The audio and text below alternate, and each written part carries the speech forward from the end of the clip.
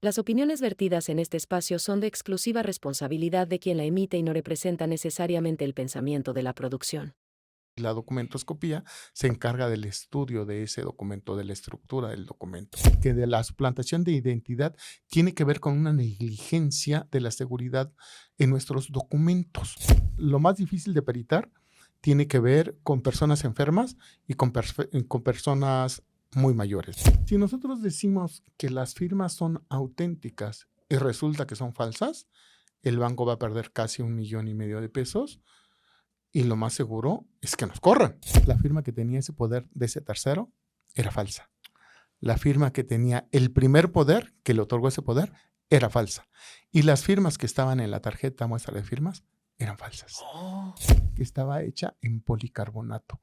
Era, en voz del servicio secreto, el mejor documento de identidad que teníamos. Las falsificaciones de las credenciales del INE están a todo lo que dan.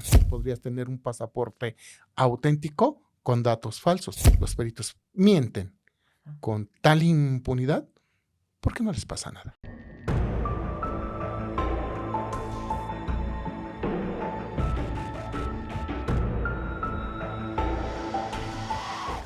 Hola amigas y amigos, bienvenidos a tu programa Relatos Forenses. Te agradecemos mucho porque ya somos más de 600,000 miembros en en esta hermosa comunidad, y eso es con tu apoyo y obviamente porque estás con nosotros todas las veces que se transmiten estos programas, y sobre todo la finalidad que nos encomendó Pepe Grajales, el productor, es traer a gente muy valiosa en México y a nivel del mundo que nos aporte conocimientos y que te sirvan a ti, ya sea para que escojas una carrera o para que incrementes más tus conocimientos ya de tu vida profesional o de tu vida diaria. Con nosotros está el maestro Francisco Elías Bartolo Sánchez, que es grafoscopista y criminalista, y con nosotros va a platicar muchos elementos, muchas aportaciones científicas.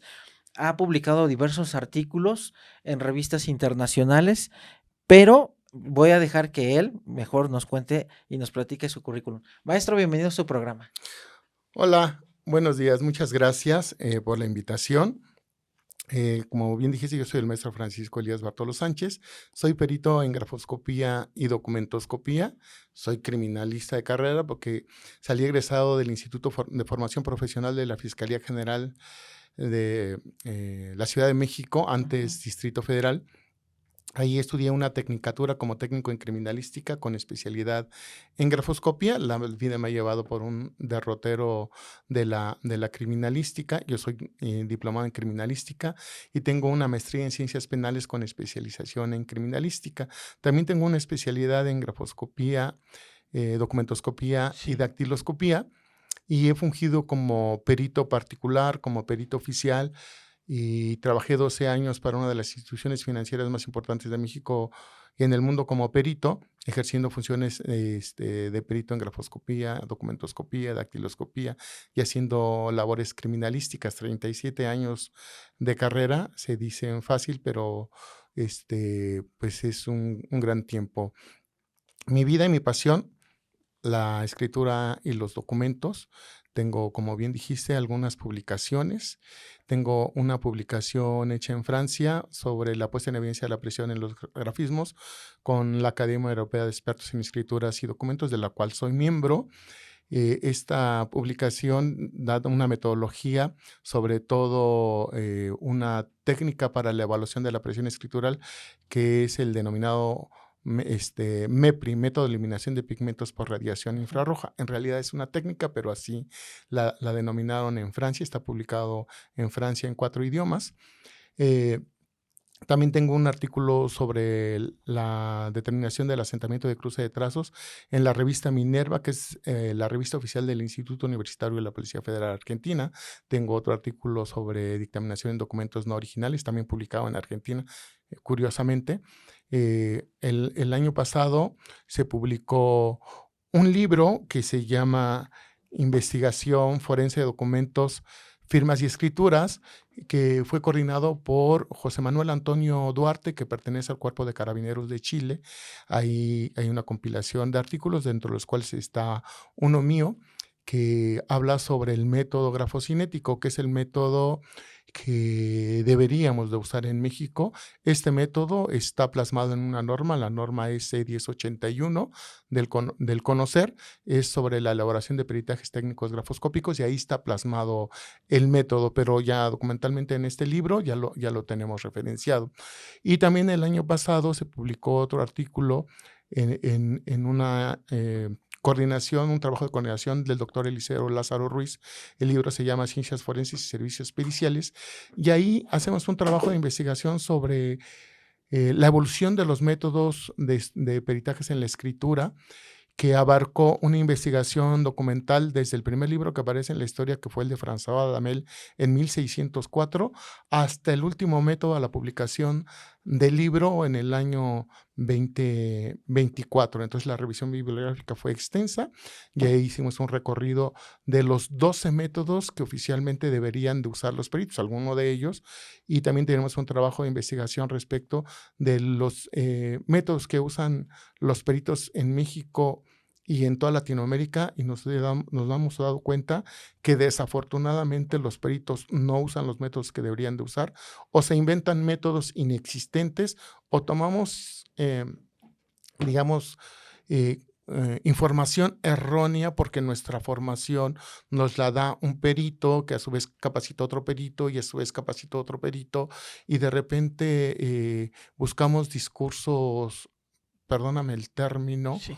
baratos, y he visto muchos dictámenes, no solo en la materia de grafoscopía y documentoscopía, en el ámbito de la criminalística, de tránsito terrestre o incluso de la dactiloscopía, que dicen que usan el método inductivo, deductivo, científico, analítico, comparativo y todo lo que termine en ivo, y no conocen el tema de la cuestión metodológica. Y creo que es un tema que se debería de tratar con seriedad, se debería de mejorar, y bueno, hemos tratado de escribir en eso. Y para poder subsanar algunas deficiencias, en el caso de la materia que yo manejo, que es documentoscopía, que es la disciplina que se encarga del estudio de los documentos para poder determinar su autenticidad, su falsedad o las posibles alteraciones de que haya sido objeto, teníamos una gran laguna, porque los libros de documentoscopía, todos, desde el primero que aparece,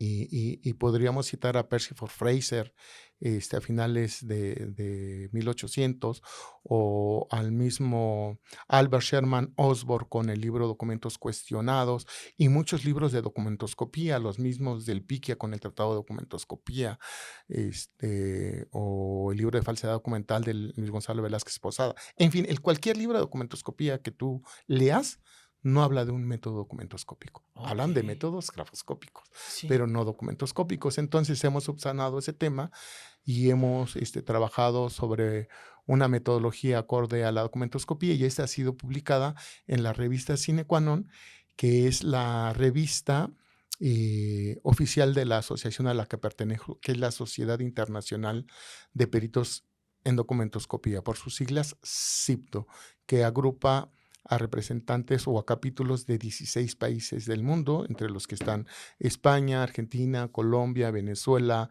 Bolivia, Brasil y obviamente México, y yo tengo el honor de ser el presidente del capítulo de México. Ok, qué bien. Muchas gracias, maestro, porque pues es súper extenso su currículum, impresionante.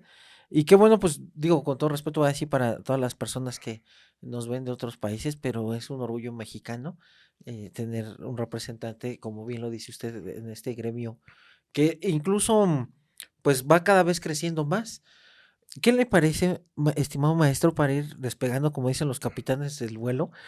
Bueno, antes de eso, pues agradecerle que esté usted aquí porque, digo, ahí un pajarito nos dijo que mañana usted se va a Washington. Entonces, yo le agradezco mucho y en nombre del productor porque, pues, vino aquí a platicarnos y a pesar de su apretada agenda y para que la gente sepa que usted mañana está en otro país, pero vino aquí con nosotros a platicar un ratito y gracias por eso, maestro. ¿Qué le parece digo, ya sé que ahorita lo mencionó, pero qué le parece para todas las personas que si van llegando apenas a sintonizarnos, si nos podría decir qué es la grafoscopía y cuál es el inicio, para qué sirve? Okay. La grafoscopía es una ciencia Ajá.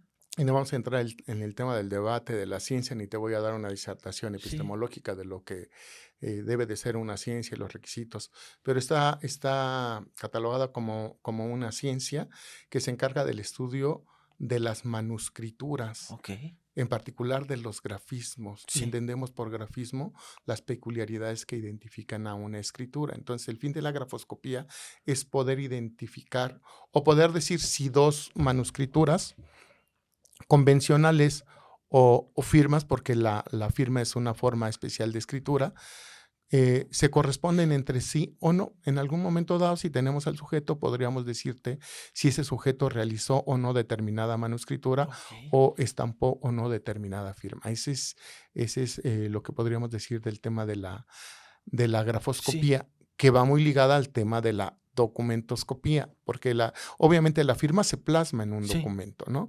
Los documentos hasta este, finales del siglo pasado todavía eran preponderantemente escritos de forma manuscrita o de forma mecánica, o cuando se inventan las impresoras, sí, impresas, pero un documento era una hoja de papel, un escrito y una firma, y la firma era como que lo que le daba poder al documento, ok, pero el documento en sí ha evolucionado. Entonces hoy tenemos eh, documentos que no tienen manuscrituras.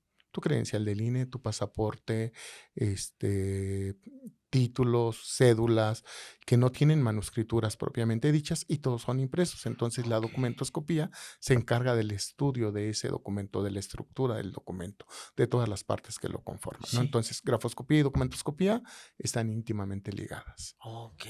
Y ese ratito nos platicaba que esto empieza desde los romanos, cuando que ya había falsificación y todo Sí, esto. ya Suetonio, en algún libro hablaba sobre el tema de las falsificaciones de las manuscrituras, pero los códigos romanos ya también hablaban sobre los procedimientos para la validación de las manuscrituras y los documentos que tendrían que ser utilizados para su cotejo. Entonces se hablaba de los documentos públicos y de los documentos privados. En un momento dado, los documentos privados fueron utilizados como cotejo. Empezaron a haber muchos fraudes y entonces en el código hubo una reforma y se quitaron los documentos privados. Pero después vino el tema de que pues no había muchos documentos públicos Sí, y entonces se volvió a meter al tema de los documentos privados y lo que se pedía es que hubiera 3 o 4 testigos que avalaran esos documentos privados. En la actualidad, en todos nuestros códigos procedimentales dicen que los documentos que se consideran como indubitables para el cotejo son los documentos públicos, pero también dice que los documentos privados, dice que las partes reconozcan como tales. sí. Entonces, la verdad es que el perito en grafoscopía tiene mucho trabajo porque de los documentos públicos y los documentos privados tiene que ver una serie de características y constancias para poder considerarlos como tales, independientemente de que la ley los marque así. Entonces, estamos hablando ya de tiempos muy, muy, muy remotos y se habla, Alfonso Bertillón hace una reseña y dice que por ahí del siglo XVII, de XVIII formaliza la intervención del experto que tiene que dictaminar sobre la autenticidad o el origen gráfico de las escrituras Ok. y que es la figura del calígrafo. El calígrafo, que es el maestro, experto, escritor, jurado, debería de tener ese título y dice Bertillón, casi debería entregar una obra de arte para poder tener ese título de perito, ¿no? Y fueron el primer método documentado de la historia, Sí. es ese, el primer libro sobre pericia de escrituras, data del año 1604 y lo escribe François Damel en Francia.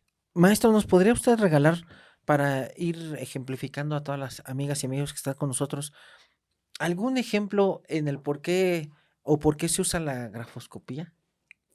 Sí, mira, el tema de la grafoscopía tiene muchos bemoles con el Ujú. tema de la formación de los expertos, no Sí, solo en México y en el mundo, pero ha demostrado su eficacia. Yo tengo un caso muy, muy emblemático que expongo en muchos congresos, sobre todo cuando tengo que sé que el público son alumnos que van a estar en Sí. formación, y de la responsabilidad que tiene un experto en grafoscopía. En general, las ciencias forenses, las llamadas ciencias forenses, yo no estoy de acuerdo con el término, pero en mis tiempos era todo criminalística y las ramas de la Sí. criminalística. Hoy ya le subimos la categoría al tema de ciencias forenses, pero en general el tema de las ciencias forenses, y lo dice Carmen Vázquez en toda esta crítica que hace con el razonamiento probatorio, ¿no? Del tema de la responsabilidad de los peritos en general que intervenimos en un proceso, porque resulta que de lo que diga el experto en un dictamen, muchas veces el juzgador lo toma como cierto, Sí. y entonces da paso a que una persona o la meta a la cárcel, la condene, Sí. o la deje libre, o que la persona pierda sus bienes y en algunos casos pueda perder la vida. Entonces es una gran responsabilidad la del trabajo en grafoscopía y documentoscopía. Yo trabajé 12 años para una institución financiera y ahí tuve muchos casos, hice alrededor de 15, 16 mil casos Eso es un montón. en ese tiempo, y tuve casos emblemáticos como el que te voy a comentar. Ok. Te lo voy a comentar rapidito Sí. a manera de anécdota.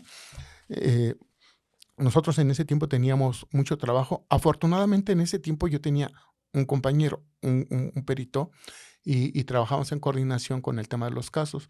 Y una vez nos llamó un gerente de una sucursal y nos dijo, oye, necesito que me hagas un dictamen pericial. ¿Qué necesito para que hagas el dictamen? Le dije, bueno, necesito el documento cuestionado en original, necesito documentos de cotejo en original, suficientes que contengan firmas homólogas, equicircunstanciales, a la cuestionada, y que me los envíes, que llenes un formatito, y cuando tú lo mandas vía valija, en 7 días te damos respuesta con el dictamen. Ok. Y me dijo, no, es que necesito el dictamen hoy, voy para allá. Y entonces fue donde estábamos nosotros. Y me dijo, mira, fíjate que yo soy el gerente de una sucursal, de la sucursal La Villa. En esa sucursal tengo un cliente, es un carnicero. El carnicero es un buen cliente, tiene su cuenta, tiene sus inversiones, tiene su caja de seguridad.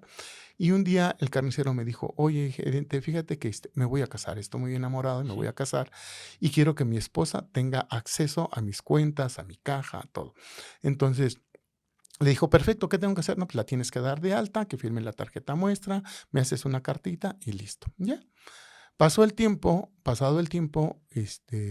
algunos meses después, llegó esta persona y le dijo el gerente, oye, ¿cómo te va? ¿Qué tal, carnicero? ¿Cómo estás? Pues mal, dice, la verdad es que me acabo de pelear con mi esposa, y lo más seguro es que me voy a divorciar. Entonces ya no quiero que mi esposa firme ni la cuenta ni nada. Sí, sí, sí. ¿Cómo la doy de baja? Hazme una cartita, inmediatamente la damos de baja, listo. Ya, hizo el procedimiento y se fue. Y a los pocos días llega la esposa del carnicero con el gerente de la sucursal Sí. y le dice, hola, buenos días, señor gerente, yo soy la esposa del carnicero. Sí, señora, ya tengo el gusto de conocerla, ¿cómo está? Fíjese que necesito sacar dinero de la cuenta de mi esposo. Y le dijo, señora, lo siento mucho, pero es que usted ya no puede sacar dinero de la cuenta de su esposo. Y le dijo ella, es que necesito sacar dinero de la Ujú. cuenta de mi esposo. Le dijo, pues es que lo siento mucho, le han retirado las facultades, no lo puede. Mire, le voy a platicar. Lo que pasa es que mi esposo, el carnicero, está secuestrado. Entonces necesito sacar dinero, ya no tengo Sí, dinero sí, y tengo que sí. pagar el rescate. Pues lo siento mucho, señora, pero usted no puede sacar. Mire, si usted no me da el dinero y matan a mi esposo, usted será el responsable. Así es que dígame cómo es que puedo sacar dinero de la cuenta de mi esposo. Dice, pues solamente que traiga cheques firmados por su esposo, entonces podrá sacar dinero de otra manera. No se Sí. puede. Le dijo, ok. Se fue la señora y a los 3 días regresó con 2 cheques. Un cheque por 900,000 pesos y otro cheque por 500,000 pesos. Y entonces me dijo, me los trajo. Ya vi los cheques son buenos, no tienen reporte de robo o extravío, pero la firma, no sé. Entonces me acordé que teníamos Sí, peritos y sí, entonces sí. quiero que tú me digas si son las firmas del carnicero o no. Ay. Claro, con el antecedente que tiene el gerente, dice, pues si le habían retirado, se iba a divorciar, es obvio que no le puedo dar el dinero. Sí. Y si está secuestrado, ¿cómo le firmo los cheques? Entonces me dijo, pero yo no puedo hacer eso, entonces quiero que tú me digas. Le digo, pero es que no te puedo hacer un dictamen en este momento. Le digo, lo que puedo hacer es estudiarla y decirte si son o no son y darte un informe verbal, digámoslo así, y entregártelo. ¿Te es suficiente? Me dijo, sí, con eso es suficiente. Entonces yo ingresé con la documentación con mi compañero y le comenté toda esta situación y entonces me dijo, oye, dice, pero eso está muy complicado. Le digo, ¿por qué? Dice, porque fíjate bien. Si nosotros decimos que las firmas son auténticas y resulta que son falsas, el banco va a perder casi 1,5 millones de pesos y lo más seguro es que nos corran. Sí. Le digo, pues sí. Dice, pero del caso contrario, nosotros decimos que las firmas son falsas y resulta que son auténticas, a lo mejor sí está secuestrado el carnicero y a lo mejor lo matan. Y entonces no solo nos corren, sino nos pueden meter a la cárcel. Dice, ¿qué vamos a hacer? Le digo, pues vamos a hacer lo que sabemos hacer. Entonces lo que vamos a hacer es que yo voy a tomar parte de las muestras, un cheque cuestionado, tú tomas parte de las muestras, tomas otro cheque cuestionado, y vamos a estudiarlo. Una vez que termines con el estudio de ese cheque, intercambiamos los cheques y al final, cuando tengamos la conclusión, para no viciarnos uno a Sí. otro, lo escribimos en un papel, lo volteamos y luego lo comentamos, ¿no? Ok, qué interesante. Entonces nosotros hicimos el estudio de ambos documentos y una vez que terminamos, concluimos. Y me preguntó, dice, ¿tú qué piensas de las firmas? Le digo, yo pienso que las firmas son auténticas. Le digo, ¿y tú? Me dice, lo mismo. Entonces volteamos los papelitos y los dos concluimos con lo mismo.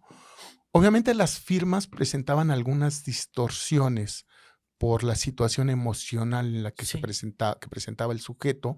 Empezamos a comentarlas, a discernirlas entre nosotros. Llegamos a la conclusión. Y entonces salí con los documentos y se los entregué al gerente. Y me dice, ¿cuál es tu conclusión? Le digo que las firmas son auténticas, que fueron puestas por el señor. Y entonces me preguntó el gerente, ¿con qué grado de probabilidad? Tú sabes que en ciencia no existe el 100%. Sí, ¿no? ¿No? Pero nosotros hemos comentado mucho con juzgadores, no solo de México, de otros países, Latinoamérica, incluso españoles o franceses, y dicen que cuando les das una conclusión con probabilidad, pues no les sirve mucho porque los deja en duda, ¿no? Sí, sí, Entonces, sí. es como una excusa de quitarte una responsabilidad. Entonces, yo creo mucho en el tema de la grafoscopía y en la cientificidad de la grafoscopía, y entonces yo le dije, con el 100%. Le dijo, sin tema.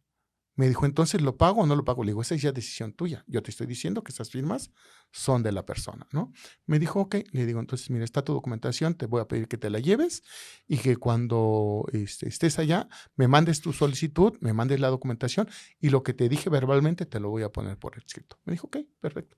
Entonces se fue y nunca volvió.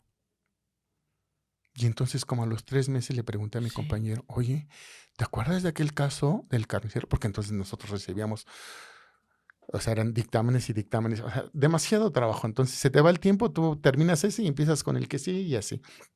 Pasaron los 3 meses y no sé por qué me acordé del carnicero y le digo, oye, ¿te acuerdas del caso del carnicero? ¿Cuál carnicero? El del señor, del de la villa, del gerente que estaba secuestrado. Le digo, ¿ya mandaron el expediente? Me dice, no han mandado nada. Le digo, entonces, ¿qué pasó?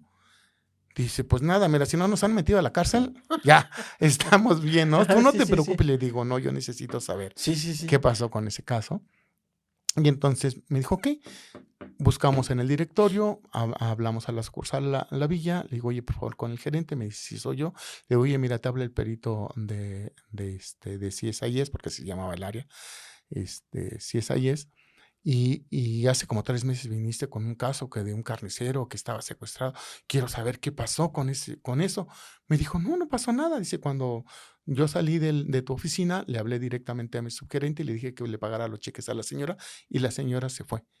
A los 3 días vino el carnicero con su esposa a darme las gracias porque le había salvado la vida, que efectivamente él había firmado los cheques para pagar su rescate. ¡Sas! Imagínense si no. Imagínate si fallamos, ¿no? Sí, sí, Entonces, sí. por eso te digo que confiamos en la ciencia y lo que yo le decía a mi compañero, que lo que teníamos que hacer es aplicar nuestra metodología Sí. que nos marca nuestra ciencia y evitar un sesgo en el trabajo de permeación entre uno y otro, y la revisión por pares es una de las cuestiones que hoy en métodos como ACEP te pide para poder evitar o minimizar tu margen de error. Ok. Voy a aprovechar, maestro, que usted trabajó muchos años en esa institución bancaria Y para todas las amigas y amigos que nos ven, en el sentido de que ya tienen cuentas y que todos los días tenemos riesgo de algún fraude, porque ya ve que incluso ya está por teléfono. ¿Qué tan común es estos fraudes para retirar dinero, escrituras, por ejemplo, de algún inmueble? ¿Qué tan común es? Es más común de lo que la gente piensa. Ok. Este, Cuando se utilizaba mucho el cheque, que fue décadas 80, 90, todavía en el 2000, hasta antes de la pandemia, Sí. el cheque era muy utilizado. En un tiempo se volvió un documento inseguro. De hecho, déjame comentarte que a mí me tocó hacer la norma que rige la elaboración de cheques en la banca mexicana y que fue publicada por Banco de México. Ujú. Y nosotros mejoramos toda la seguridad de los cheques y acabamos con el tema de las falsificaciones. En México se gestionaban alrededor de 500 millones de cheques mensuales Wow. a principios de este ciclo. Sí. 500 millones de cheques Millones. mensuales. Y había un fraude de aproximadamente el 1%. Entonces, si haces cuentas, era una cantidad muy Sí, considerable. claro. Alteraciones, lavados químicos, borrados mecánicos, falsificaciones integrales, falsificaciones parciales, sustracciones de bases, o sea, no, todo. Cuando nosotros implementamos la norma, hicimos todo un proceso de capacitación en la banca, el fraude pasó del 1% a tener el 0.000000001%, o sea, prácticamente Ok. nada. Entonces, la seguridad Sí, sí, documental sí. funciona con una buena capacitación. Modalidades de fraude, había todos: pagos de impuestos, falsificaciones de sellos, falsificaciones de firma, suplantación de identidad o de personalidad. Sigue habiendo desde la época pasada hasta esta época, y mucho se ha tratado de mejorar ese tema. Yo creo que el tema de la falsificación, que de la suplantación de identidad, tiene que ver con una negligencia de la seguridad en nuestros documentos. Y si nuestros documentos tienen una buena seguridad, tanto física como lógica, la suplantación de personalidad no se puede dar. Aunque tengas mi nombre, aunque tengas mi dirección, aunque tengas mi edad, es imposible que alguien pueda replicar un documento con buenas medidas de seguridad. El tema es que muchas de nuestras identificaciones no tienen las medidas de seguridad adecuadas. Ese es un gran problema. Y el otro es el desconocimiento de la validación de las medidas de seguridad. La gente no sabe validar medidas de seguridad. Por ejemplo, papel moneda, que es uno de los delitos que también se falsifica mucho, se da por el desconocimiento de la gente de cómo validar un billete, por ejemplo. Yo doy Sí. muchos cursos de capacitación, los debería de dar Banco de México, pero muchas veces el Banco de México, que sí da esas capacitaciones y son gratuitas, pues no se da abasto para capacitar a la población. Entonces, a mí cuando me contratan de alguna empresa para dar capacitación sobre validación de papel moneda, cuando yo les enseño, me dicen, oye, es que es muy fácil. Y digo, claro, el tema es saberlo, pero si no lo sabes, es como aplicar primeros auxilios, Sí, ¿no? Si sí. tú no sabes cómo aplicar primeros auxilios, la gente se puede morir. Sí, Y claro. deberíamos de tener un conocimiento básico. Es exactamente lo mismo en seguridad documental. Ok. Maestro, para todas las personas que tal vez no son tienen mucho de conocimiento, ¿qué es una suplantación de identidad? Es que una persona se haga pasar por ti. Entonces, la modalidad más frecuente que se da en un banco, o se da porque ahora ya han mejorado mucho el tema, es que yo digo que soy Jorge en lugar de Francisco, que soy Jorge Pérez y que vengo a abrir una cuenta, pero que ya tengo cuenta contigo, ¿no? Ok. Oye, yo ya tengo cuenta, mira, aquí está mi identificación, Ah, ¿no? Entonces, fíjate que ya tengo una cuenta contigo, entonces voy a aperturar una cuenta nueva y aquí traigo 50,000 pesos para aperturar mi cuenta sí. nueva. Claro, al del banco le brillan los ojitos, dice, perfecto. Oye, ¿te acuerdas de tu cuenta? No, pero puedes buscarla, aquí está mi nombre, te buscan. Sí, cierto, aquí tiene una cuenta y tiene cuenta de cheques, inversión, tal. Ok, voy a abrir mi cuenta nueva. Entonces abren la cuenta nueva y entonces le dices, bueno, quiero que la ligues con todas mis cuentas, ¿no? Sí. Oye, ¿qué crees? Que fíjate que perdí ves que te dan un dispositivo Ajá. para la banca, lo perdí. Hágame una cartita donde diga que lo perdió, le doy un aparatito nuevo, le ayudo a hacerlo, y ya. Con ese aparatito ligan cuentas, pasan dinero de una cuenta a otra y la vacía. Pero esa cuenta es falsa Wow. con esos datos, ¿no? Entonces, la Oye, forma de sí, suplantación de personalidad es que toman una identificación con tus datos y sí. con esa pueden aperturar una cuenta, pueden pedir un crédito, o sea, hay muchas cosas que se pueden hacer con una identificación falsa. Eso que usted me comenta está súper impresionante porque creo que sí es muy común eso, ¿no?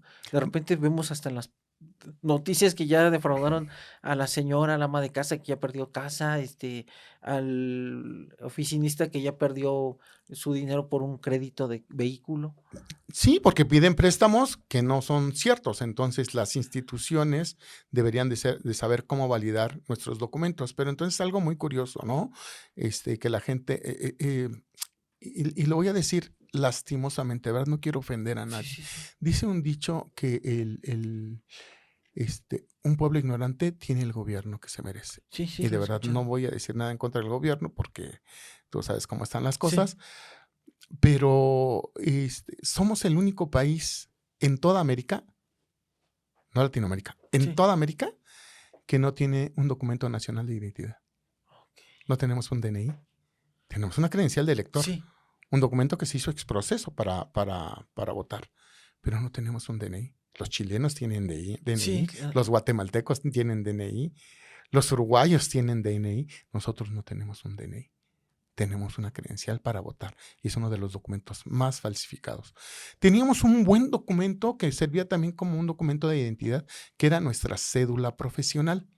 La cédula profesional era la que se genera en el 2000 porque la primera estaba hecha en un cartoncito con una mica, con una ventanita, y después en el 2000 se generó una nueva credencial, una nueva cédula profesional que estaba hecha en policarbonato. Era, en voz del servicio secreto, el mejor documento de identidad que teníamos. Y Oh. conseguir hasta reproducir una Sí. con las mismas características era materialmente imposible. ¿Ok? Entonces, ese documento de identidad, en lugar de mantenerlo, lo cambiamos por uno de Teslin, que tiene menores seguridades porque se lo dieron a una empresa paraestatal mexicana para su impresión y ellos no sabían trabajar con policarbonato. Y después, ¿qué hicieron? Pues lo peor, en el sexenio de Peña Nieto, desaparecieron la cédula Sí. profesional. Y ahora tenemos una cédula digital Así es. que no tiene medidas de seguridad. Entonces, la cédula profesional con altas medidas de seguridad, si tú hacías tu trámite de cédula, estaba como en 900 pesos. Hoy te cuesta 3,000 pesos y lo que te dan es un PDF. Ahora, ¿quién puede validar esa cédula? Pues nadie. Además, como documento de identidad no te sirve. No, pues no. Y entonces estamos pagando más, pero no tenemos una seguridad documental plena. Mire, maestro, me deja tan asombrado que ya no sé ni qué decir. Por ejemplo, el pasaporte sabemos muy bien que es para poder viajar, por ejemplo, en trata, ¿no? Hay un delito de trata, les dan pasaporte a las víctimas y se las llevan. Pero en el caso del INE, como usted dice, que es el más, puede ser que sea clonado o con un fraude, ¿qué le dan de utilidad los malosos en el INE, maestro? Es que recuerda que nosotros somos el país que vive pegado a los Estados Unidos. Sí, Nuestra INE, por ejemplo, un acta de nacimiento mexicano te da pase a una INE y una INE te sí, da un pasaporte y el pasaporte te abre puertas en el mundo. El ok, pasaporte mexicano es aceptado en muchos países sin necesidad de visa. Nosotros sí, sí, podemos ir a sí, sí, España sin visa, ok. pero venezolanos, colombianos y algunos otros países latinoamericanos necesitan visa para entrar a España, por ejemplo. Ah, ok. ¿Me explico? Entonces, el Sí, pasaporte mexicano en el mercado es muy cotizado. A una credencial del INE, pues te acredita como mexicano, ¿ok? Por eso la INE es tan, tan, tan importante. Pero INE tiene muchos problemas que realmente no quiero meterme en temas políticos, pero las falsificaciones de las credenciales del INE están a todo lo que dan, ¿no? Por los procesos de adquisición de la misma credencial. En el caso de la cédula profesional había un proceso muy riguroso de validar toda la documentación. En ese tiempo, la Dirección General de Profesiones tenía un área de autenticadores y validadores que revisaban toda tu documentación original y la validaban y la sí. autenticaban. Entonces, que tú pudieras obtener una cédula profesional con datos falsos era materialmente imposible. Oh, Materialmente imposible. Ahora no. En el caso del pasaporte, con el anuncio que hace Brad de esta migración del pasaporte de papel a tener una lámina de policarbonato, da un paso cuántico en la seguridad documental. Es verdad lo que dijo Brad, sí es un buen pasaporte. No tan bueno como debería de ser como la cédula profesional. Ya he hecho un estudio sobre las seguridades y tiene algunas deficiencias, pero en general es un buen documento, seguro, pero tiene un bemol. Y ese bemol se llama el control de la emisión.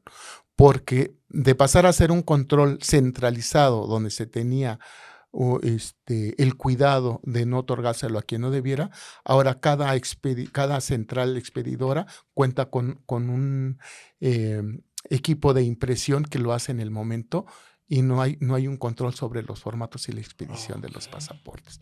Y recuerda que el tema de la corrupción es un gran problema. Entonces podrías tener un pasaporte auténtico con datos falsos. A eso se llama una falsificación ideológica. Ok. Maestro, esto que te voy a preguntar es súper necesario y más para los jóvenes que se quieren dedicar a esta área.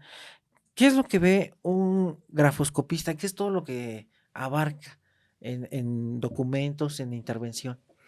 El perito en grafoscopía se encarga del estudio de las manuscrituras, que no es un tema menor, es decir, todo lo que se hace o se escribe a mano. Ajá. Y hay una escritura especial que se conoce como firma. Sí. El problema con las firmas, uno, es que no está reglamentado, ¿no? ¿Cuántas firmas puede tener una persona? Las que quiera. Y eso no es un delito. Entonces, una persona puede tener 1, 2, 3, 4, 5, 10 firmas. La otra es que las firmas cambian con el tiempo, evolucionan o involucionan. Pero hay gente que incluso cambia de modelo de firma cada determinado tiempo y eso complica el trabajo de los peritos, ¿no? Entonces, un perito en grafoscopía debería tener un conocimiento de una metodología correcta para el estudio de las manuscrituras, debería de contar con un equipo especializado, que es algo que muchos peritos no cuentan, es decir, creen que solo viendo el documento a simple vista lo vamos a poder identificar, y eso no es cierto. Desde finales del siglo antepasado, con la invención del microscopio y de las cámaras fotográficas, del descubrimiento del infrarrojo, del ultravioleta, entonces eso hace que nuestro trabajo de verdad evolucione. Pero cuando tú ves a compañeros que solo van con su teléfono, y no porque el teléfono celular sea malo, de hecho hay teléfonos como de gama alta que tienen cámaras fotográficas muy buenas, mejores que muchas otras cámaras, y que si las sabes utilizar está muy bueno, pero solo el teléfono celular no te va a ayudar a resolver. Claro, tú podrías utilizar este teléfono como un gadget, como un monitor, y podrías conectarle un microscopio digital o podrías conectarle un equipo de análisis multiespectral. Entonces, eso es lo que deberíamos de tener. O sea, deberíamos de tener tecnología avanzada para poder ver las minucias, las características propias de la escritura, hacer una evaluación correcta de la presión escritural a través de técnicas de infrarrojo. Eso es lo que debería de tener. Pero un perito en grafoscopía además debe de prepararse en grafoscopía, en física, en química, en particular en óptica, tiene que conocer un poco de neurofisiología para poder entender por qué la escritura se comporta de tal o cual manera, saber que una persona no es una máquina y que por tal no va a escribir siempre de la misma manera, que tiene rangos de variación, pero también tiene constancias. Entonces es un proceso bastante complejo que requiere muchos años de aprendizaje. En Argentina es una carrera de estudios terciarios, son 3 años, me parece que la carrera, más 2 años para obtener el título de calígrafo público nacional, son 5 años. Wow. En México, con un curso de 2 días, puedes hacerte perito, ¿no? Pero bueno, tenemos especialidades. El tema de las especialidades, volvemos al tema, es que no está regulada. ¿Cuál es el plan o programa que debería de estar vigente? Pues ese es un gran problema, ¿no? ¿Cuál sería la carga? Pero estás hablando de una especialidad. ¿Y qué pasa con tu carrera base, donde deberías de tener los elementos mínimos para poder entrar a esta especialización? Pues no los tenemos, ¿no? Okay. Me llama mucho la atención de lo que comenta usted, que se necesita estudios, por ejemplo, en química, física, ¿ahí por qué se necesitan estos estudios, maestro? Porque tienes que conocer cómo es el comportamiento de las tintas en un sustrato y tienes que conocer los diferentes tipos de sustrato. Por ejemplo, los peritos del siglo XVII, XVIII peritaban sobre sustratos de pergamino, de papiro y de papel. El papel se inventa en China, entonces cuando invento pasa de Asia a Europa y llega a América, entonces los llamados peritos calígrafos, que así se les denominaba entonces, tenían que avanzar sobre todo este tipo de sustratos. El papel evoluciona, pero hoy el papel también ya nosotros escribimos sobre polímeros sintéticos, pasamos de usar la pluma a la pluma metálica, a la pluma fuente, al bolígrafo, a los marcadores, ¿no? Las estilográficas. Entonces el perito tiene que conocer de tintas, de útiles escritores, de sustratos, de técnicas para poder estudiarlas, ¿no? Porque si no conocemos nada de manejo de la luz, es básico en la física, ¿no? Poder saber cómo es el comportamiento de la luz para saber qué es lo que voy a observar aplicando una técnica con una fuente de radiación, sea en el espectro visible, sea en el espectro infrarrojo o sea en el espectro ultravioleta. Y de química por el tema de la composición de las tintas y la composición del papel, que van a interactuar y van a poder generar determinados fenómenos, ¿no? Ok. Ahí usted, bueno, ejemplo, llega un documento con usted y qué elementos revisa usted para validar si es el original, si hay alguna alteración. Depende de lo que me estén pidiendo, ¿no? Sí. Si voy a estudiar solo manuscrituras, aunque yo vaya a estudiar solo manuscrituras, tengo que estudiar todo el documento y verificar que no exista ningún tipo de adulteración o de manipulación en el documento y que esté libre de esos vicios, porque si hubiese un vicio doloso dentro del documento, en automático mi firma se puede convertir en una firma falsa, aunque proceda del titular. ¿Por qué? Porque, por ejemplo, imagínate que tú firmaste un pagaré por 5,000 pesos y resulta que ahora ya no es de 5,000, es de 195,000. Entonces tu firma que avala este documento no avala este de 195, avalaba uno de 5. Sí. ¿Sí me explico? Entonces todo eso lo tenemos que hacer. Por eso el estudio integral del documento es importante. ¿Qué aplicamos normalmente? Técnicas de infrarrojo, técnicas de ultravioleta. Dentro de la práctica fotográfica, mis vistas generales, mis medianos acercamientos, mis macro acercamientos y mis micro acercamientos. Todo integral dentro de mi documento para poder descartar alteraciones o adulteraciones. En el caso de una autenticación de un documento, por ejemplo, si tengo que autenticar un pasaporte, una cédula, algún documento que contenga medidas de seguridad como un cheque o que no las tenga y quiero yo autenticarlo, entonces debería de tener documentos suficientes de cotejo que cumplan ciertos requisitos para hacer una confronta adecuada y no equivocarme. Ok, interesantísimo. Así como el caso del señor que vendía carne, ¿tendrá algunos otros que nos regale usted para ilustrarnos mejor? Porque están muy interesantes. Hay uno muy emblemático, que es el de una persona que estaba secuestrada, de hecho. Me parece que la persona no la encontraron. Este señor tenía una serie de negocios, no te voy a decir por qué son, Sí. porque es muy complicado, pero esta persona tenía negocios, y un día llegó una persona con un poder del señor y dijo, mira, tengo un poder, y quiero, es un poder amplio, ¿no? De administración, entonces quiero darme de alta en las cuentas del señor, de Juan Pérez, ¿no? Y entonces el banco revisó el poder y dijo, perfecto, ¿cómo no? Y entonces le dijeron, también la vamos a dar de alta como cotitular de las cuentas, pero necesitamos hacer una actualización de la tarjeta muestra de firmas. Y entonces dijeron, sí, sin problema. Entonces mandaron a un funcionario a que recabara las firmas de este señor para actualizar la tarjeta muestra de firmas. Trajeron la tarjeta muestra de firmas y listo.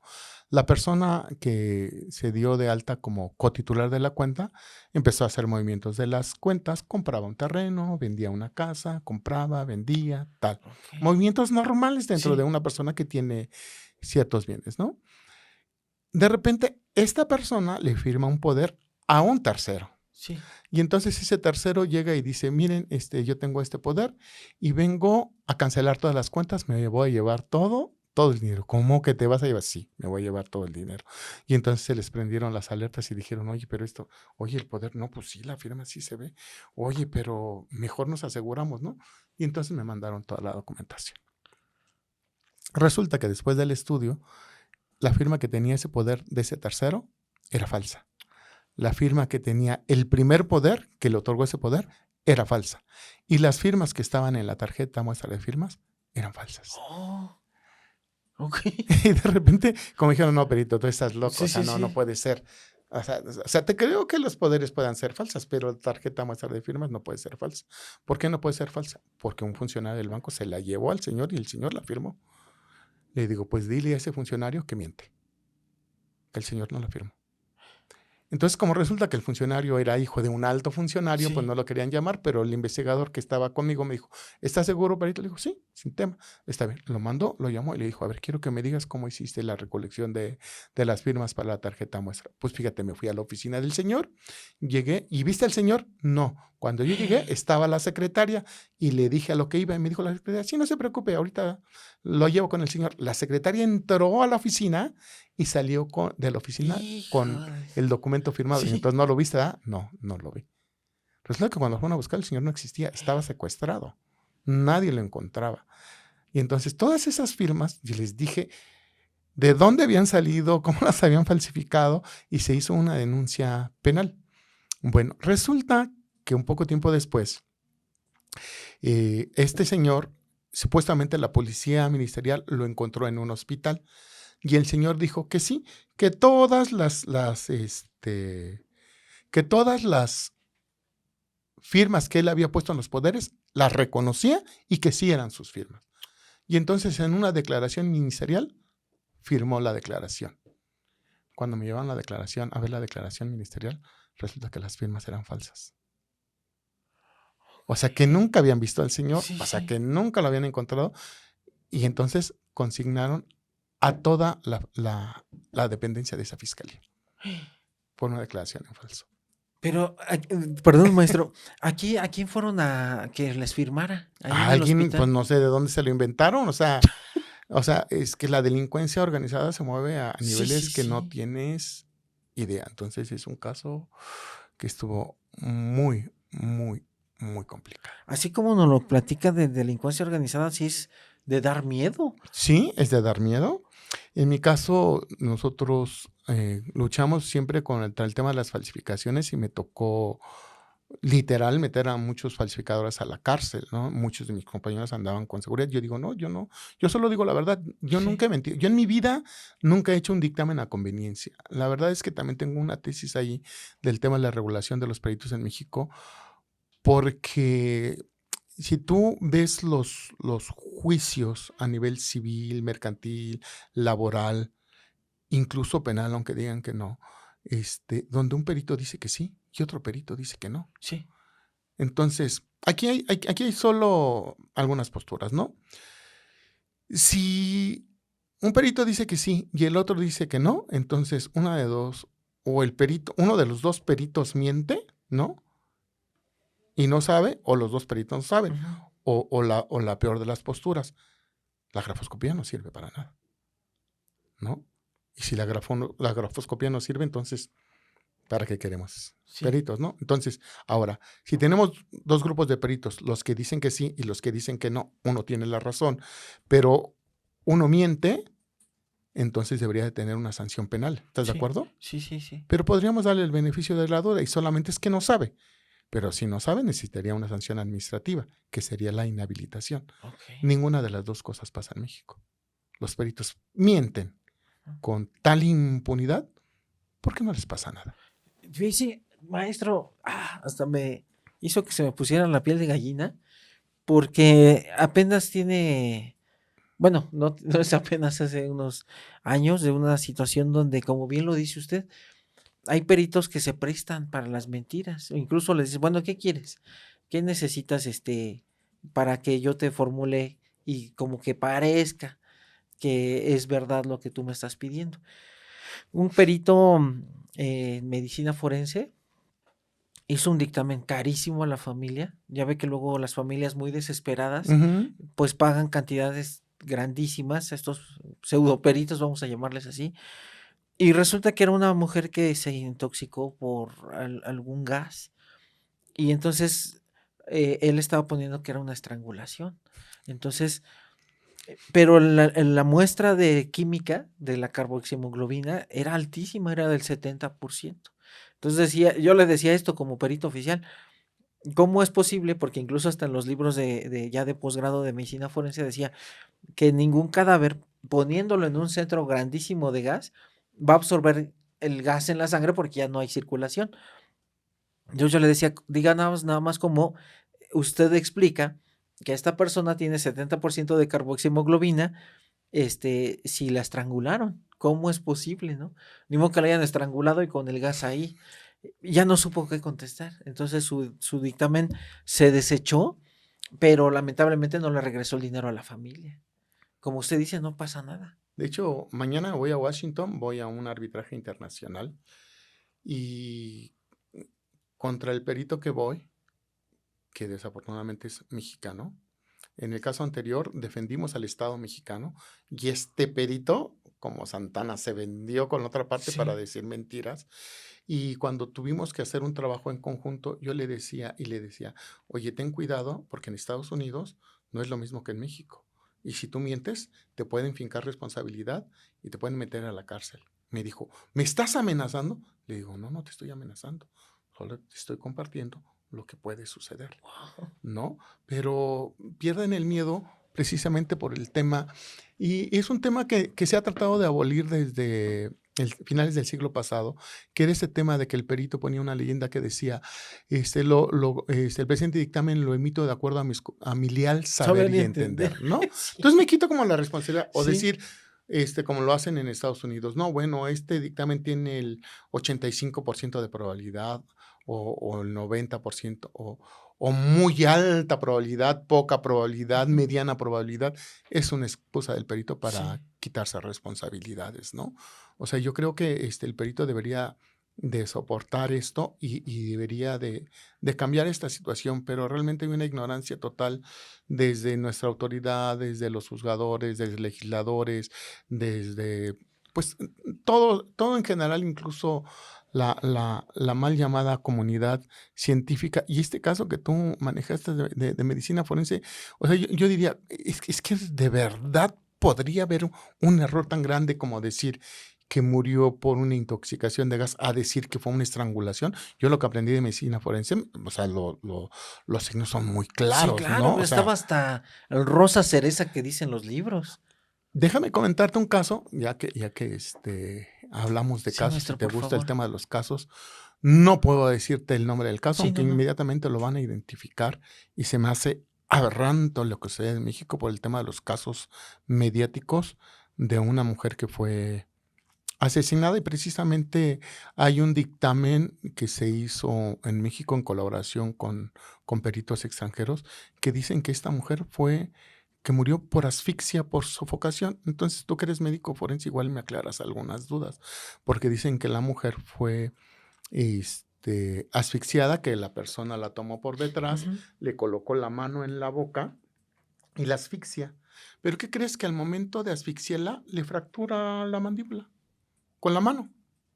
Tú sabes que estos músculos, me Sí, corriges son los porque no soy músculos médico. más fuertes del cuerpo. Exacto, son los músculos más fuertes del cuerpo. Sí, ¿Y qué fuerza debería de tener una persona para fracturarte, sí. ¿no? Con la mano apretada. Bueno, pues ese es el dictamen que emitieron estos compañeros. Y dicen que una vez que la asfixiaron, no la estrangularon, la asfixiaron, la aventaron a una cisterna, ya muerta. ¿Ok?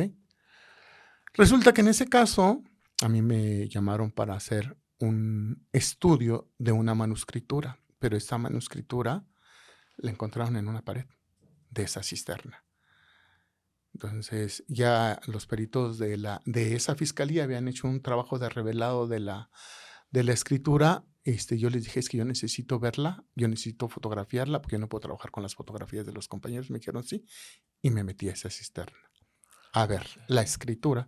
Y entonces en esa escritura que no se veía, resulta que esa escritura la había hecho con un bilé de esos con los que Ujú. se pintan las niñas la boca. Entonces cuando hace el texto, pues no se veía muy bien y luego lo remarca. Y se fue borrando porque el cemento absorbió el barniz de la escritura. Y luego lo que hizo fue colocar con una piedra unos golpes para que vieran el letrero que no se veía ahí, ¿no? Cuando yo entré a la cisterna utilizamos una técnica, por eso tenemos que aprender Sí, física sí, y en sí, sí. particular óptica. Aplicamos técnicas de revelado de escritura a través de luminiscencia y luminiscencia en el visible. Apliqué una radiación de 515 nanómetros con un filtro naranja y logré revelar la escritura que estaba ahí y pude estudiarla. Ok.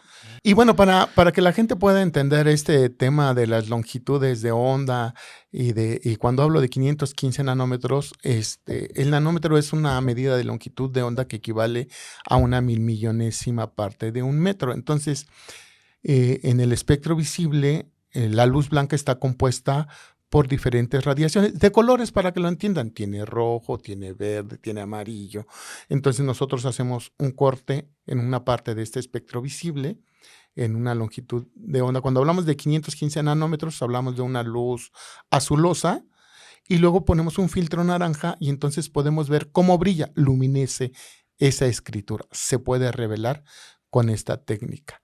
Una vez que nosotros la revelamos, la fotografiamos. Entonces la fotografié y la pude cotejar con escritura que me pusieron de esta persona, y entonces yo determiné que esa escritura era de ella.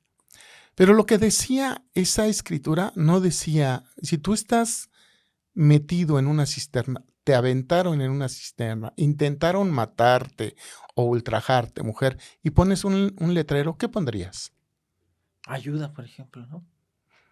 Ayúdenme, me atacaron, fue fulanito de tal, me agredieron, búsquenlos. No, no decía eso.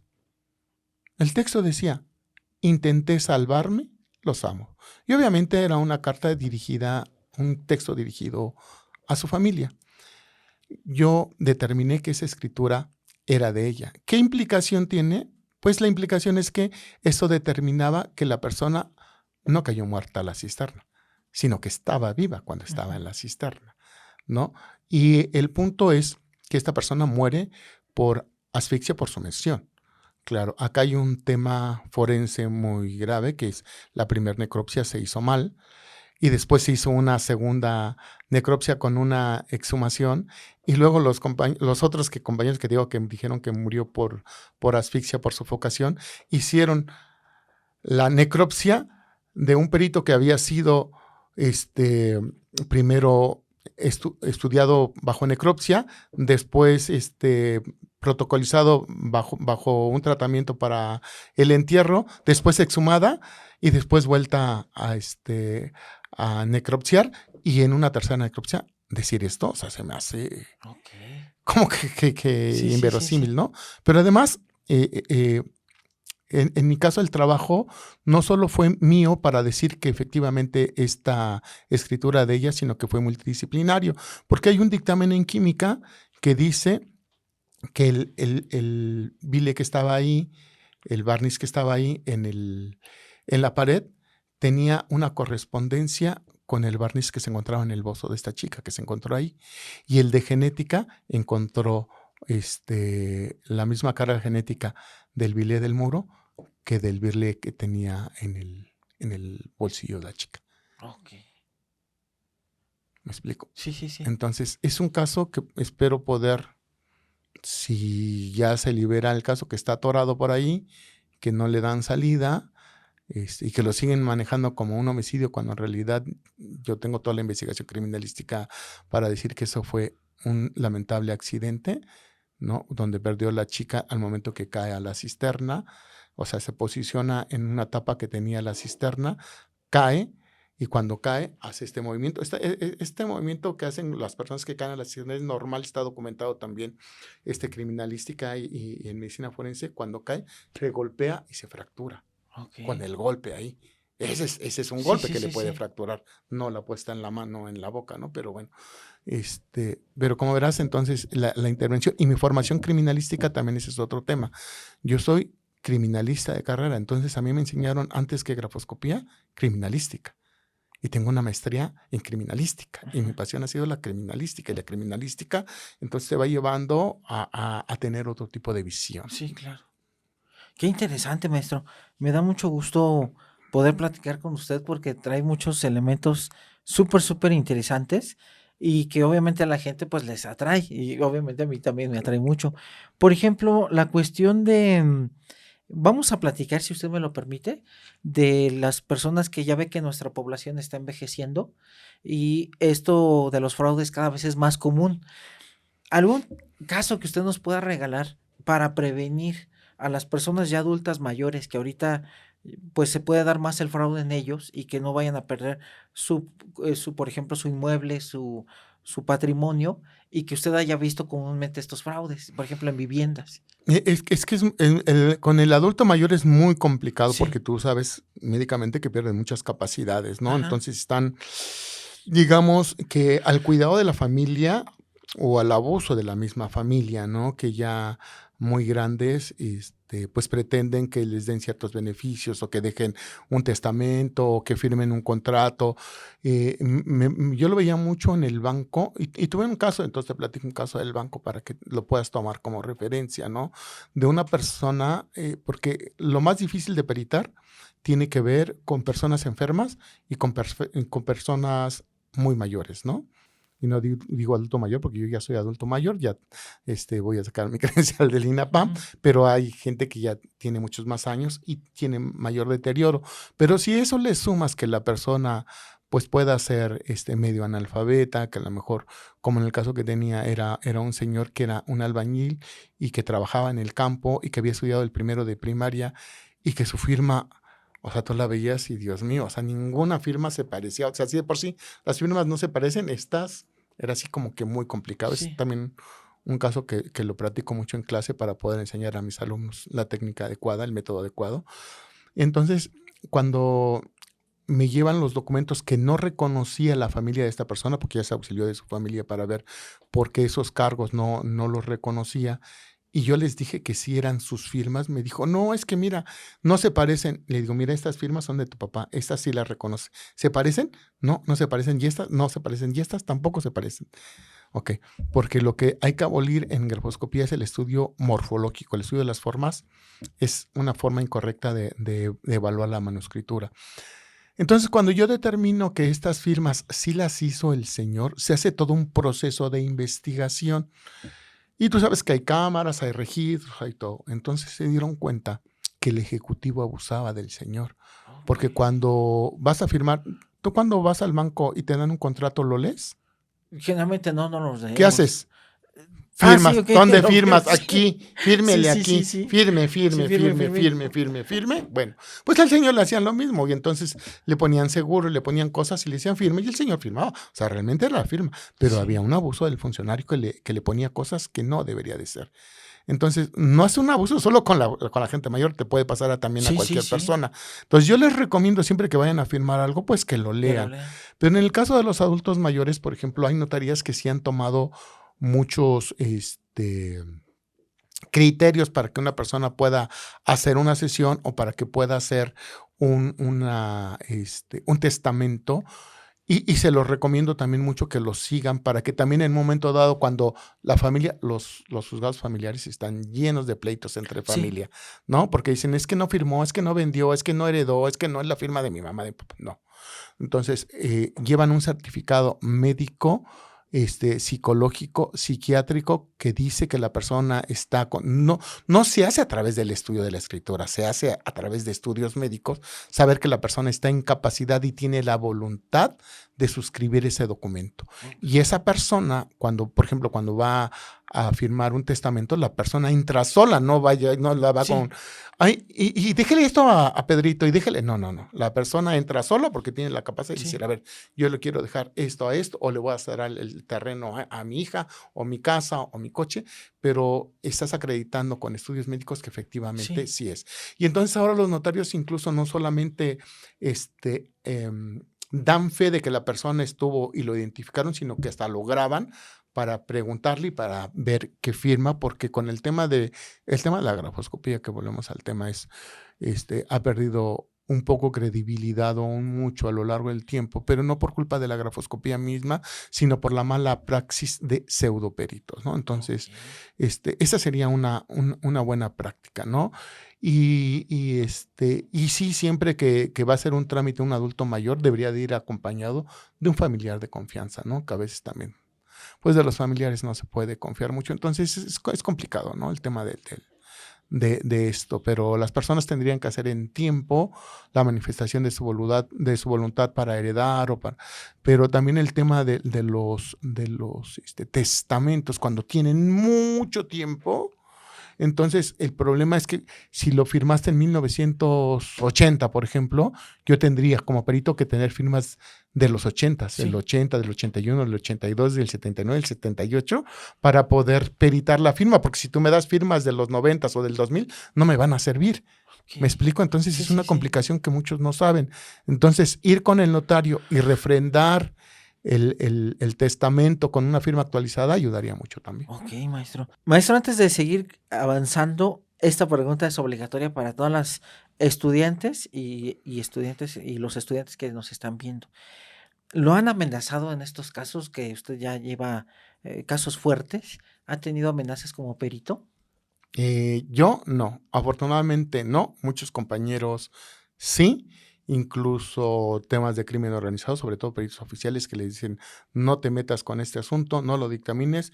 Algún alumno mío me preguntó, maestro, ¿qué hago? Le digo, pues déjalo. O sea, yo sí está en riesgo mi vida porque el Estado no te va a proteger. Yo Sí. no hago nada de lo que yo tenga una amenaza. Pero yo atribuyo a que yo nunca he tenido amenazas porque nunca he hecho nada que vaya contra la verdad. O sea, yo siempre he dicho la verdad pura y neta.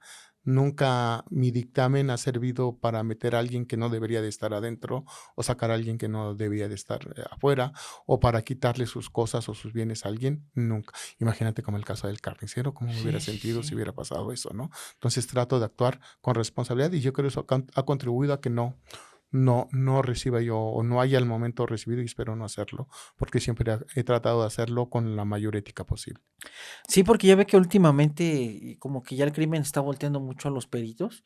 Lamentablemente, no sé si usted ubica la historia de un perito en antropología que lamentablemente está desaparecido y lleva meses desaparecido. Sí, sí lo sé, por eso te digo que hay que tener mucho tiento Sí, y mucho cuidado con lo que se hace y sobre todo las condiciones en las que los compañeros de fiscalías trabajan a veces no son las más adecuadas. Entonces, tendría que haber una mayor protección hacia el trabajo del experto forense, ¿no? Yo estoy en contra del tema de las madres buscadoras, no porque demerite su trabajo, sino sí, porque ellas no deberían de estar haciéndolo. El Estado es el que lo debería de hacer sí, y debería de tener expertos para hacer eso, no las madres, sino verdaderos expertos que dieran ciertos resultados. Pero estos expertos también tendrían que trabajar en las condiciones adecuadas para esto, ¿no? ¿Cuántas madres buscadoras pues también no han desaparecido sí, sí, o las han sí, matado? O sea, no tienen por qué estar en este riesgo porque ya hay áreas de la criminalística que están mucho más expuestas a este riesgo de trabajo, de contacto con el crimen organizado unos con otros, ¿no? En el caso de la grafoscopía y la documentoscopía, si bien es cierto, trabajamos con falsificadores, pocos peritos tienen contacto con falsificadores profesionales, ¿no? Que es mi caso. La mayoría son, digamos, falsificadores ocasionales, entre particulares que se les hace fácil cambiar, hacer, ¿no? sí. Entonces eso es como que de Ok. menos riesgo. Hace ratito platicábamos de las firmas y, por ejemplo, en el caso del señor que vendía carne, em, que por el estrés pudo haber modificado. Yo aquí le quería preguntar, maestro, porque ya ve que nos comentaba que llevan materias como química, física, era neurobiología, me dijo, Sí, neurofisiología, o sí. neurofisiología. ¿Qué factores intervienen para modificar una firma que sea mía? Pero, ¿qué factores me pueden modificar a mí mi propia firma? Bueno, todos, empezando por el proceso neurofisiológico de la escritura. Ajá, Entonces, como tú sabes, porque tú eres médico y me corriges, sí, yo no soy médico, pero en este proceso que lleva un proceso de aprendizaje y de grabación dentro del cerebro, todo lo que tiene que ver con el proceso de lectoescritura, para poder leer, para poder entender, para poder escribir, cuando se hace la reproducción de lo que ya está grabado dentro del cerebro, que son una serie de indicaciones de movimientos, en este caso con la mano, que va a servir como el elemento que va a sujetar el útil escritor. Cuando viene, ya sea que la información provenga de la vista, provenga del oído o provenga de mi memoria, esa información se va a llevar al área motora suplementaria. En el área motora suplementaria van a intervenir diferentes partes de manera aleatoria, es decir, que no siempre intervienen las mismas partes. Ese es uno.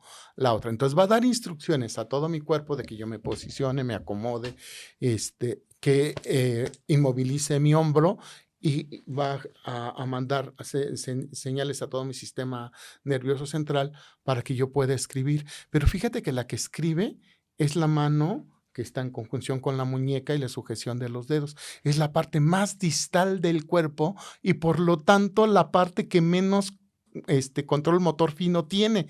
Por eso es que mi escritura no es igual siempre en todo momento. Eso hace que siempre haya variaciones. Entonces, una preconcepción que tenemos es que todas las firmas mías deberían de ser iguales. Pero no es cierto. Los jueces creen que todas las firmas deberían de ser iguales. Sí. Los fiscales creen que todas las firmas deberían de ser iguales. Los abogados también. Entonces, cuando les doy un curso, me dicen, maestro, es que yo tengo un problema. Mis firmas nunca son iguales. No, es que nunca son iguales. De hecho, tenemos una máxima grafoscópica que dice que cuando encontramos dos firmas iguales, al menos una de ellas es falsa. Okay. O podrían ser las dos. Tenemos 3 firmas, al menos 2 son falsas, o las 3. Tenemos 4 iguales. Pues estamos hablando de reproducciones, ¿no? Entonces, ¿qué busca un falsificador? Hacer firmas iguales. Pero las firmas son netamente no diferentes, digamos, variadas, ¿no? Se llama patrón de variaciones posibles dentro de un rango morfológico. Por eso la morfología no la estudiamos. Pero esa morfología también se puede ver afectada porque estoy enfermo, porque estoy cansado, porque tengo un problema emocional. Todo eso se refleja dentro de tu escritura. Ok. Aquí derivando lo que usted nos regala de conocimiento de las habilidades de los músculos y de los nervios en las partes distales, ¿qué tan común, maestro, es que, por ejemplo, haya personas que sean gemelos y que a veces ya ve que tienen esta facilidad para hacer la maldad y cambiarse de ropa, verse igual, irse a la escuela suplantando identidad? ¿Hay alguna facilidad que entre gemelos se dé de que puedan falsificar su misma firma? Ok, bueno, te platico uno. La escritura incluso entre gemelos no es idéntica. Okay. O sea, que un gemelo escribe idénticamente a otro y que no los podamos reconocer, eso es falso. De hecho, sí existe lo que se denomina el parentesco gráfico. O sea, vas a tener una escritura parecida, pero incluso me decía un investigador, que era mi nutriólogo, me decía, oye, maestro, es que yo tengo un compañero que vivimos cuando hicimos investigación, vivíamos en el mismo lugar, comíamos lo mismo, teníamos las mismas aficiones y escribíamos muy parecido. Sí, pero como físicamente te puedes parecer a una persona, pero cada persona es diferente y la escritura permite identificar o diferenciar a esas personas. De hecho, hay un trabajo que hizo una perito americana, Mary Durin, sobre precisamente este tema. Hizo un trabajo de investigación con unas muestras de escrituras de un pueblo en Estados Unidos, donde toda la gente fue de esa época, aprendió a escribir bajo un método de unas monjas que son muy rigurosas, ¿no? Y tú ves la escritura de todas las personas de esa comunidad, de esa misma edad, y la escritura es igual. Morfológicamente, o sea, las ves y dices, pero cuando haces el estudio ya de las minucias de esa escritura, encuentras que no, que puedes identificar a cada una de esas personas por su escritura, ¿no? De hecho, en dactiloscopía sabes que ni los gemelos univitelinos tienen las mismas huellas dactilares, pasa lo mismo con la escritura, ¿no? Entonces, no. Pero fíjate bien que hay una falsificación que le cuesta mucho trabajo a los peritos, se llama la falsificación por asimilación de grafía. Y la falsificación por asimilación de grafía se da cuando una persona le enseña a otra cómo firma. Entonces, por ejemplo, el jefe a la secretaria, el médico a la enfermera, el esposo a la esposa, el amante al amante, ¿no? Oye, es que el abogado, oye, necesito que hagas un escrito, pues aviéntate a la firma y cuando lo dice, no, está bien, fíjate, te voy a enseñar a hacer mi firma. Y entonces le enseña a hacer la firma y la va corrigiendo como si le enseñara a escribir. Pero si entre estas personas hay un vínculo emocional o un parentesco gráfico, la falsificación puede ser cuasi perfecta. ¡Wow! ¿No? Eso. Entonces, cuidado a quién le enseñas cómo firmas, porque eso se puede convertir en un riesgo. Y no me gusta decir esto, pero porque dicen que hay peritos nobles, peritos avesados, pero no, el que es perito, el que no es perito, no es perito. Entonces hay gente que no tiene el grado de la experticia suficiente y podría ser engañado por ese tipo de falsificaciones que es muy complicada de identificar, pero se puede. Interesantísimo porque luego sí que conozco jefes que le enseñan a la secretaria y fírmale y al rato, imagínense el problemón, ¿no? Y el problema viene también, por ejemplo, que la secretaria firma los cheques y luego el jefe firma los cheques y luego la secretaria. Entonces, cuando te dan la muestra, pueden venir mezclados porque habrá cheques que sí reconozca el jefe y habrá firmas que vengan reconocidas por el jefe y cuando te ponen todas las muestras como cotejo, puedes tener mezcladas auténticas con falsas y eso te puede inducir a un error. Entonces, tienes que estar bien cierto en esos casos. Maestro, un apunte importante y para ya pasar a la última pregunta, que esto también es para todas las amigas y amigos. ¿En qué asuntos de juzgado o peligrosos o para precisamente bienes de la gente puede intervenir un grafoscopista? Ejemplo, tengo a mi abuelita que ya está espantada porque resulta que el nieto, el mal nieto, la oveja negra, ya le ya le falsificó los documentos. ¿En qué casos se puede meter un perito en grafoscopía? Prácticamente en todos los casos, a nivel civil, Ajá. a nivel familiar, en casos mercantiles, en casos laborales, que son muchísimos, en casos penales, o sea, en la justicia administrativa, en la justicia tributaria, prácticamente todos los procesos jurídicos requieren de un perito en grafoscopía cuando está puesta en duda la firma que se encuentra en un documento, y este documento puede estar en todos. Ahora, hay que tener cuidado porque estamos evolucionando. Y entonces ahora, por ejemplo, en ciertos bancos ya no hay firmas autógrafas analógicas, hay firmas autógrafas digitales y los peritos tenemos que evolucionar a la validación de las llamadas firmas biométricas. Pero si me meto al tema de la digital, entonces nos podremos aventar como 10 horas con el tema, ¿no? Maestro, por ejemplo, rápidamente, en casos penales, ¿cómo en qué caso? En los casos de fraudes, en los casos de uso de documento falso, falsificación de documentos que va desde documentos de identidad, pasaportes, papel moneda. Pero en el papel moneda me dirás, si conoces algo de ley, sabes que los únicos facultados por la ley para dictaminar sobre la falsificación de papel moneda son los peritos de Banco de México. Pero los peritos de Banco de México hicieron un convenio con los peritos de Fiscalía General de la República y ahora también ellos están facultados para dictaminar sobre papel moneda. Pero como nadie te puede dejar en estado de indefensión, tú podrías contratar un perito que sepa para defenderte en un caso de falsificación de papel moneda, porque no dependería solamente del dictamen del perito oficial, que en este caso sería el perito de Banco de México o el perito de Fiscalía General de la República, porque es un delito federal. Pero sí podrías contratar a un perito particular que sepa. Ahora, no para que diga que el documento es falso, no es falso. O sea, porque al perito no le vas a decir qué es lo que quieres que resulte, sino le vas a pedir asesoría para saber cómo puedes salir de este embrollo de la falsificación, de lo que te están imputando, porque una cosa es que te imputen la posesión, la otra es que te imputen la distribución y la otra es que te imputen la fabricación, y entonces en esos casos necesitas a un experto de este tipo. Ok. ¿Cómo podemos solicitar los terrenales, por decirlo así, ayuda a los dioses del Olimpo? En este caso, yo estoy en un problema, ¿cómo puedo solicitar un perito en grafoscopía?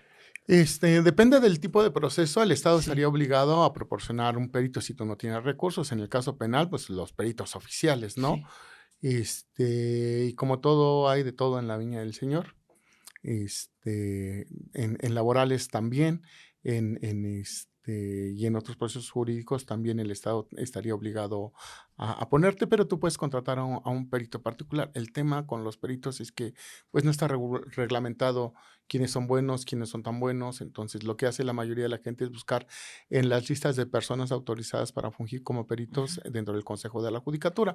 Entonces hay listas del Consejo de la Judicatura estatal en todos los estados de la República Mexicana, y hay una lista del Poder Judicial de la Federación, que es donde estoy ahí en esa lista de peritos, y habrá muchos que no estén en listas y que salgan Ahora con este boom de las escuelas de ciencias forenses, pues ya hay escuelas que dan la especialidad en grafoscopía y documentoscopía. No me voy a manifestar ni en pro ni en contra de esto, pero ya hay gente que tiene una cédula profesional y la verdad, pues sí, pues cuando contraten a un perito, pues háganle un pequeño examen, pregúntenle cuántos casos ha intervenido, cuántos años lleva trabajando, qué experiencia tiene, así como cuando vamos a ver al Sí, sí, médico, sí. ¿no? O sea, pedirle ciertos requisitos y saber que el perito, sobre todo, no pueden contratar a un perito a conveniencia. Hay que dejar esas prácticas porque no, o sea, si saben que no va a decir la verdad, busquen otra estrategia para defenderse, pero no mintiendo, ¿no? Ok, maestro. Maestro, ¿dónde lo podemos encontrar para gente que quiera cursos, conferencias, alguna pericial, por ejemplo, o incluso para preguntarle sobre sus artículos y libros? ¿En dónde lo podemos encontrar? Bueno, redes sociales, estamos en Facebook, Francisco Elías Bartolo Sánchez, ahí me van a encontrar, ahí está mi foto y publico muchas cosas para mis alumnos sobre documentos o seguridad documental o firmas o a veces algunas cosas intrascendentes.